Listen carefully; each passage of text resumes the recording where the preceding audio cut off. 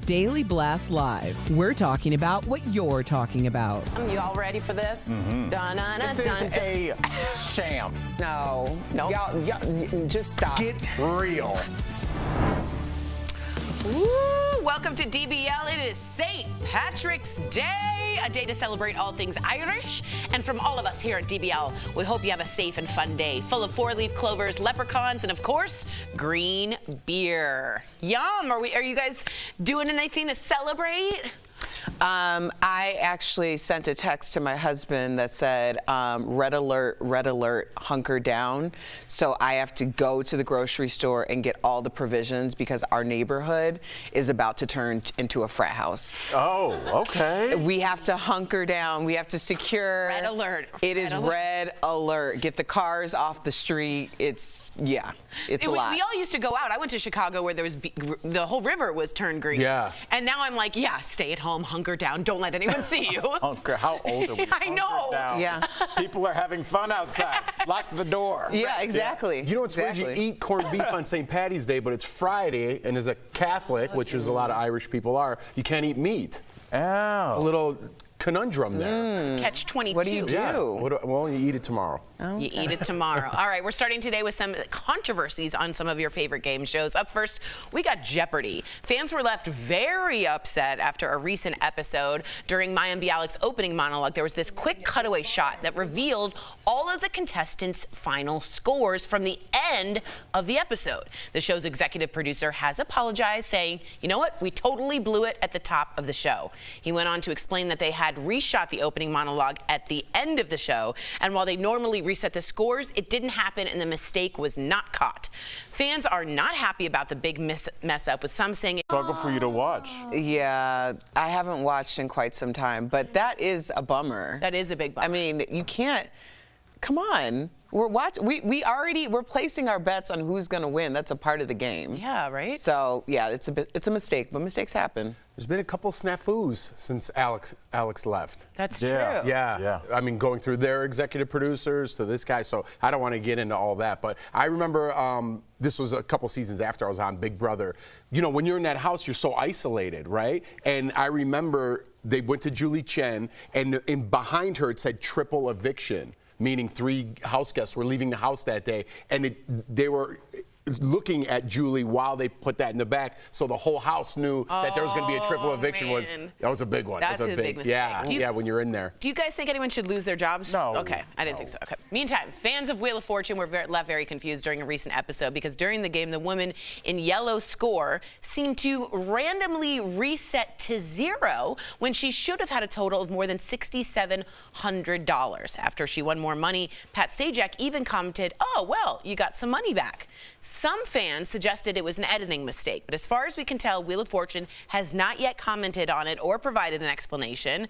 So what do you think of this, and does it make you reconsider how fair these game shows are? I remember the $64,000 question, the quiz show. Remember that movie? My godfather was going to be on it, and right before he went on it, they released that they'd been given the answers to the people. Remember that? Wow. And there was a whole movie about it, and it was this huge upset. It changed game show culture. And Correct. I was on a couple game shows, and the first time that they call you, they run down this list of something that you can clearly tell a lawyer has written up to make sure that you don't have any access, like, oh, did your sister work for them, and all these kinds of things. So there is a lot of money on the line, but when I look at something like this, I don't know, it kind of makes me think about what the initial thing with Wheel of Fortune, Jeff, where it's like if you give the autonomy over to the people, say help us pick our hosts, people have a vested interest in the show, but do they have too much power?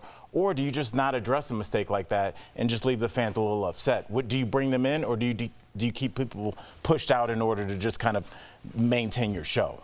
I think you keep it rolling, right? I wasn't really listening. Yeah. You said Wheel of Fortune, but you were talking about Jeopardy. I totally lost you somewhere, and I was like, I don't think it is. and I was like, just keep rolling. Like, let's roll through this too. I think what the point of this whole thing is that game shows are run by people. People make mistakes, and occasionally some of these things are going to happen. I don't think it ruins the entire franchise. It ruined, in Jeopardy's like a point, it did ruin that show, and I can understand why people were upset about that particular day. Yeah. But in the Wheel of Fortune, it's like, the things are going to happen. Yeah. It's just going to happen. It's a wheel, man. Things turn. You know what's weird? Real quickly, we got to move on, but we're living in this era when you said something 25 years ago, you're fired for it. But when you mess up doing your job, you're like, it's all right, keep it moving. Yeah. I don't know. Bizarre. Well, this last game show controversy is a little bit darker, actually much darker. A Family Feud contestant was charged this week with first-degree murder of his estranged wife. But get this. In the episode of Family Feud he taped back in 2019, he joked about his marriage and what a mistake it was. Take a look at this.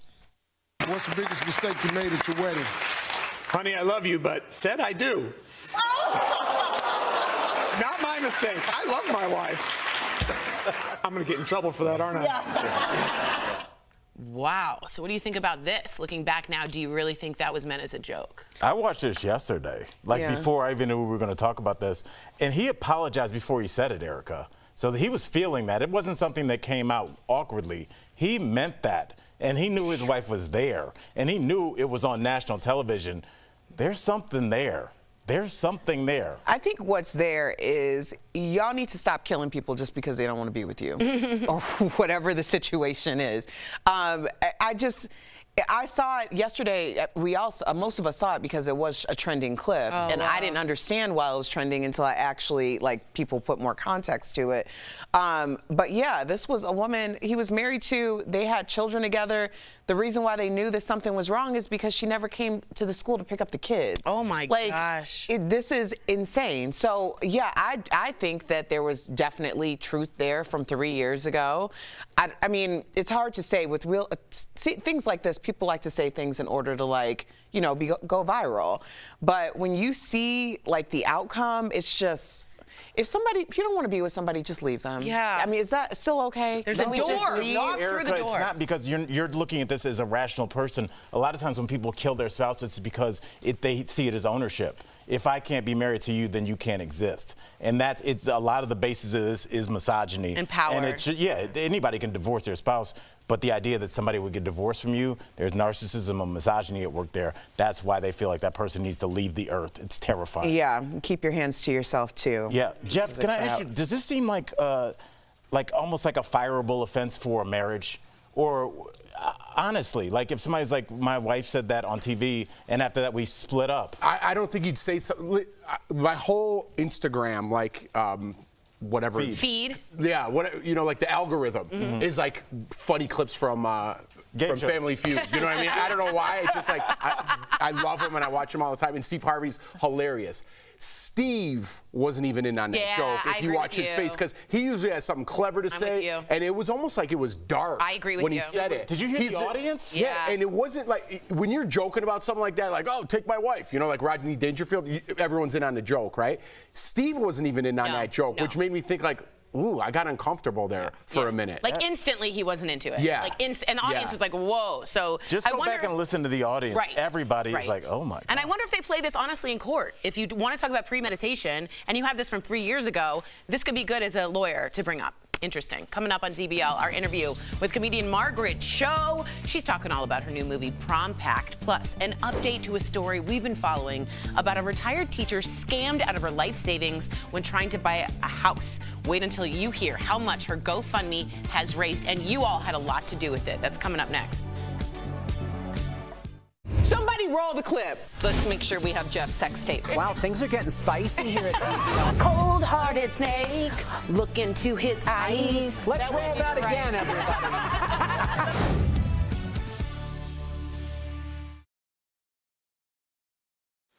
So I was going to bring up some famous cases. One is Ronnie Alcala. I don't know if you guys remember. He was on the dating show. We didn't get the clip in time. He was on Match... Blind date? Dating game where there's a contestant number one. Yeah, the dating game. And he ended up being a serial killer with 8 confirmed kills and up to 130 alleged kills. And he was the one picked She picked Ronnie But doesn't to that go make on sense, the though? date. These people are used to, they figured out a way to acclimate into society. The Ted Bundys, Right, so absolutely, that the they would have a good skill set to not stand out, And, like, appear normal, yeah. and be at least charming enough to get in the front door. God, that's so scary. And then Richard Dawson, Gabriel Garcia wrote in, Richard Dawson. Do you remember him on Family Feud? Of course. Drinking, kissing, touching, Right. smoking. That Family Feud was it all. was a different time. It was a different. He's like, give me a kiss. It was weird. Oh, you're not laughing at me. No. Yeah. Oh. Yeah. I was so excited, but no. Any funny game show moments that you guys can remember? I was just looking it up because that's what I was laughing at. Remember I showed you that Pedro Martinez? He's a famous pitcher for The Red Sox. The Red Sox. Yeah, and I think is he from Dominican Republic is. or They Cuba? are. Shout So out. the password or whatever, name something that rhymes with yummy. And he has broken English and he goes Miami, like Yeah. instead of Miami. I remember and it was that. all of like his peers and Yeah. stuff. And Steve Harvey starts cracking That up was so much. cute. And Like, all of his that's peers. Really I remember my students, I obviously had a lot of students at the DR, and they all showed me that clip, like they loved it. Yeah, it's so funny, man. Yeah. Those clips are all over my Instagram. And I like love news it. anchor bleep. Yeah, I love There's it. one where they go, name something in your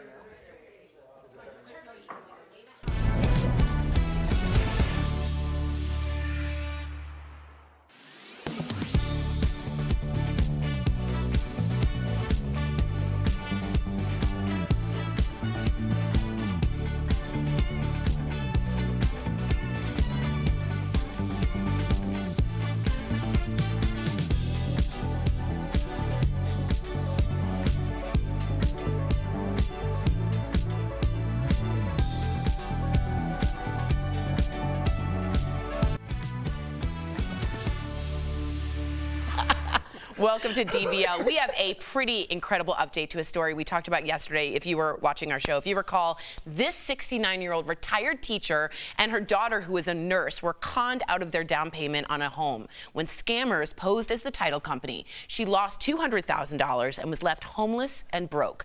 We were actually able to speak with her and her daughter on our later episode of DBL. We want to show you some of that interview before we explain what's going on. We were at the closing. We had filled in all the paperwork. You know, when you buy a house, you sign acres and acres and acres of papers. We had gotten to the end. Everything was signed. We had the keys in our hand. The title lady said, let me just go check on your funds.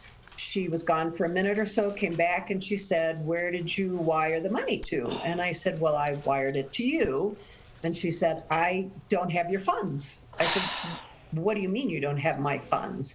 And she said, we don't have your money. Where did you wire it to? Because you didn't wire it to us.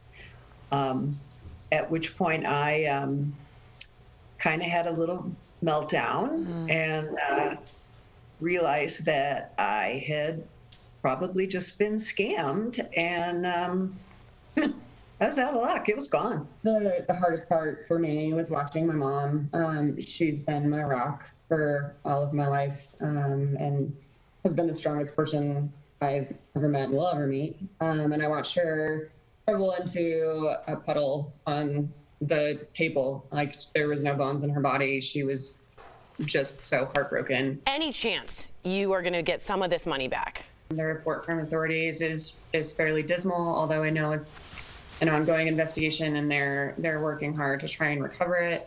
I will say one of my coworkers and good friends started a GoFundMe account. Yeah, we have that. Yep. For my mom. Yeah. And the support from the country in the GoFundMe has been incredible. I can't thank people enough for the care and the support. It you know, after going through such a horrible thing, it warms my heart to know that there's such good people still out in the world. It's just really nice to know.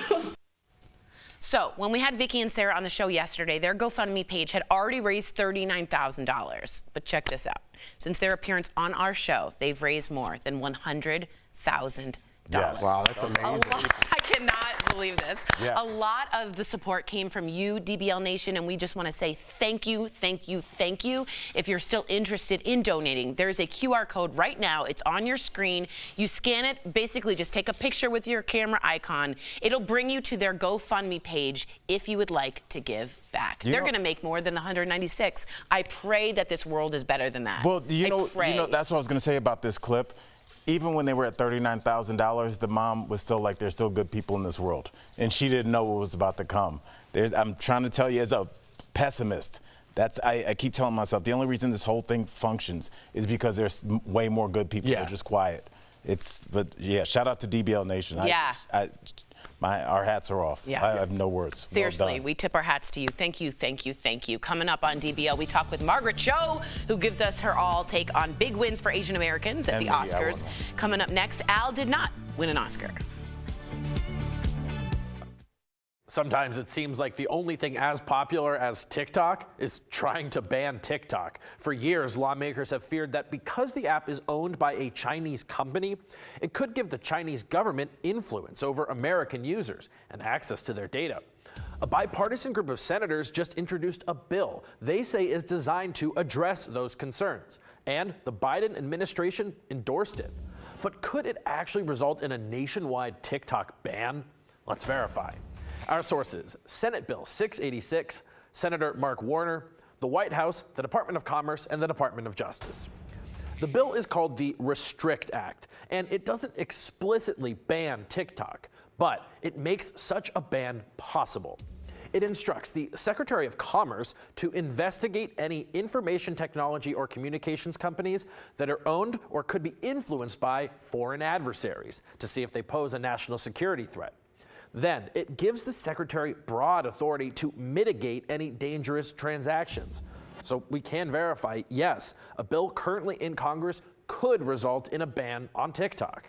But there are a lot of steps to get there. First, it has to pass the Senate and the House and be signed into law by the president.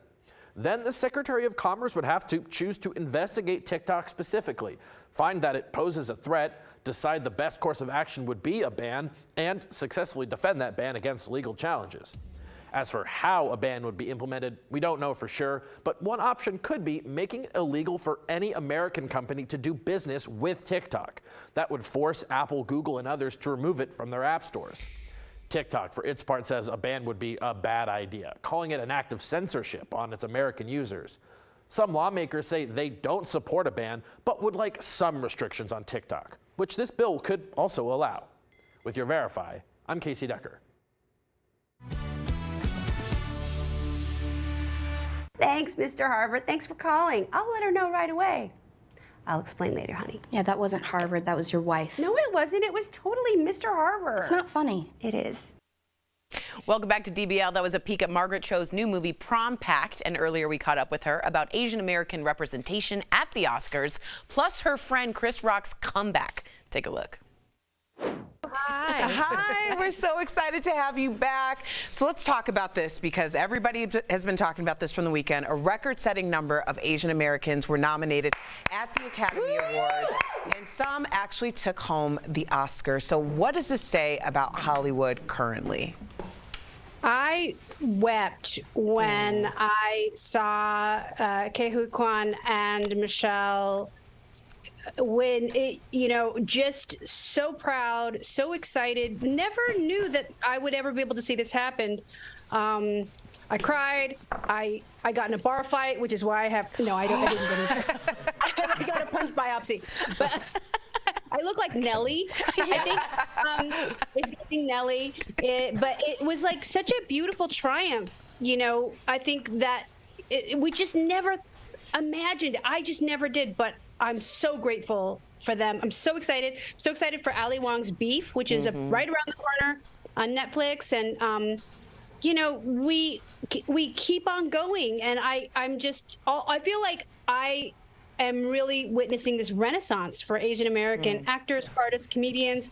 It's truly incredible. I'm so grateful. And, whenever I see all of these wins, I realize, I guess what I did was make a difference. And it's so, I think, so gratifying. I just love what's happening, and I can't wait to see what's the future is going to bring. Bravo. I also love your song, It's Getting Hot in Her. Nelly, I thought it's been too long. Very Thank you. Thank you. I was waiting on it. I'm sorry for that long pause.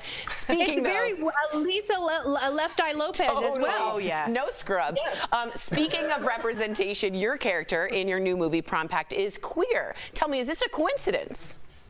I don't know. I guess so. Maybe. I don't. I think. Well, it's really wonderful because I am also a gay.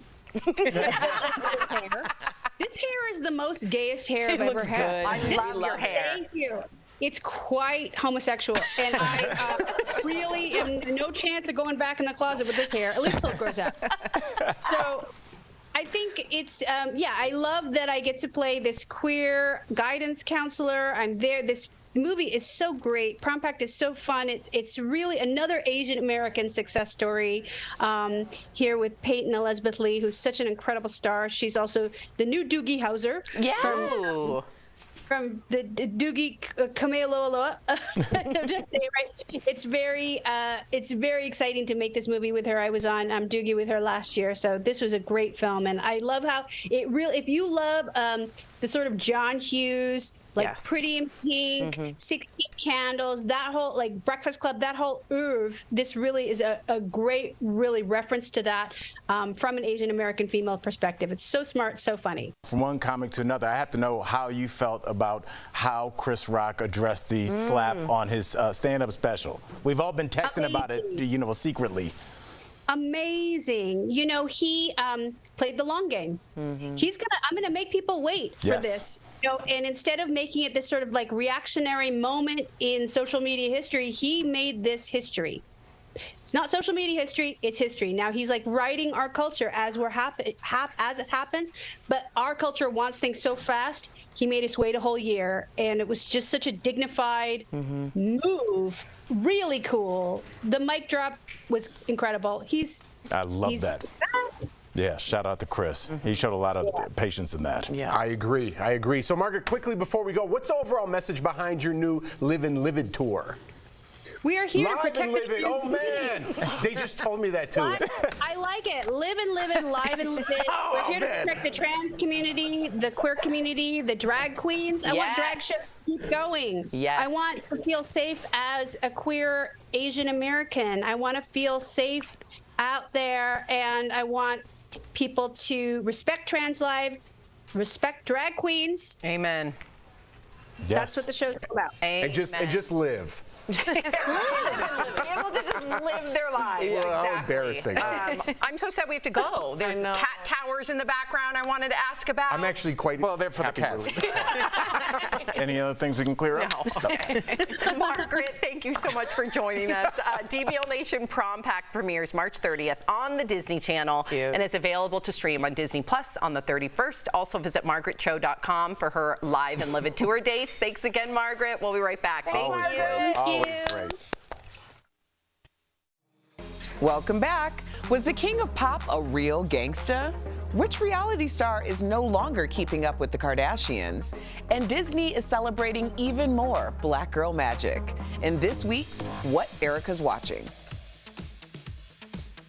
DJ Quick is talking about his run-in with Michael Jackson. And the gangsta rapper is dishing on one of Mike's gangsta moves. Well, back in the day, MJ made Quick and his posse face a studio wall to avoid any eye contact with him, jacking Quick of his opportunity to meet the icon face to face. So the door opens, poof, then you just hear some penny loafers just, right? Running through the little thing. You turn around, you can see him, like his little hair.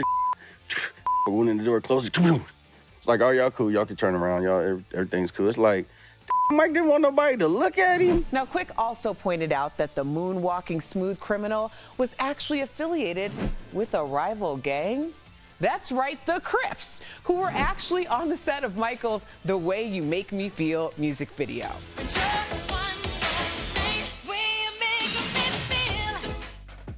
Reality star Blac Chyna is one of the wealthiest OnlyFans content makers, but she's giving up that gig and has toned down her eye-popping curves.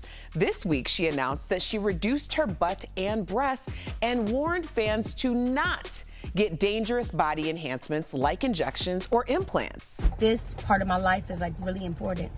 You know, I'm changing, you know, and I want to grow old with my kids. I don't want to be, you know, deceased. I want to be with my kids. I want to have grandkids. I want to, you know, further my career, other things that I'm doing. And I just really feel like this is just really holding me back. Now, this sounds like the beginning of her comeback season. Get this, the Kardashians' famed star has also given up stiletto nails as part of her life-changing journey. Now, I totally support Blac Chyna's transformation and, of course, her comeback season, but fierce nails ain't ever hurt nobody, okay?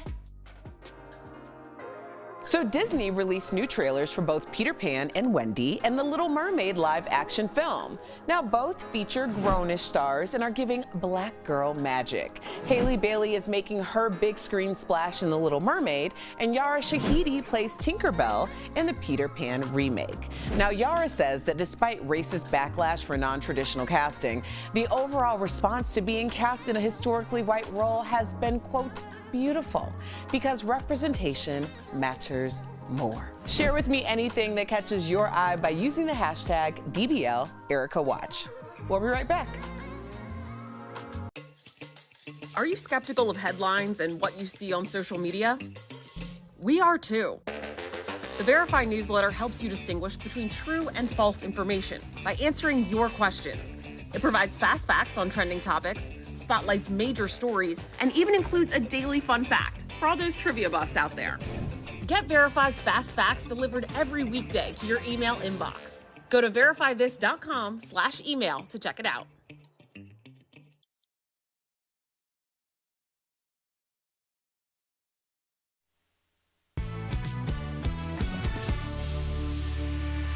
Welcome back. Keeping your car as long as you can is a good way to keep your expenses down. However, when do you need to know it's time to replace it? That's today's Auto Alert, sponsored by Ox Car Care. Experts say that driving a car well past its prime can be dangerous, especially if its performance is impacted by weather. Spare parts can also be difficult to find or may not be available at all. So you may want to consider replacing it when repairs start to cost more than it's worth. Ox Car Care is dedicated to providing you with an amazing auto protection plan experience that works with your budget. If you're looking for better car care, give them a call at 1-800-946-5040. Does anyone know, good information by the way, what St. Patrick's Day is about? I do not. I think there was a saint who brought Catholicism to Ireland and there was something with snakes. Oh, I thought you were going to tell us. No, I don't know the answer. So you asked us a question that we didn't have the answer to, and then you pontificated as to what the answer is. I think that's what it was. You think it was a snake? Are you Googling on television? Is that what happened? He did bring Christianity to Ireland, and he became a legendary figure by the end of the 7th century and is considered the patron saint of Ireland. So there you go. Well, maybe next time we prepare for that. Yeah, apparently he didn't wear green, and apparently he was British. DBL, we are new every day. We will see you same time, same place. Monday, have a wonderful and safe St. Patrick's Day. Drive carefully. Uber, Lyft, if you're out there. Yes. It is a dangerous time to be Let's talk about the meaning of life, too. Yeah, there's a lot going on. We got that for you. 5 more seconds. I hope we still have a job on Monday.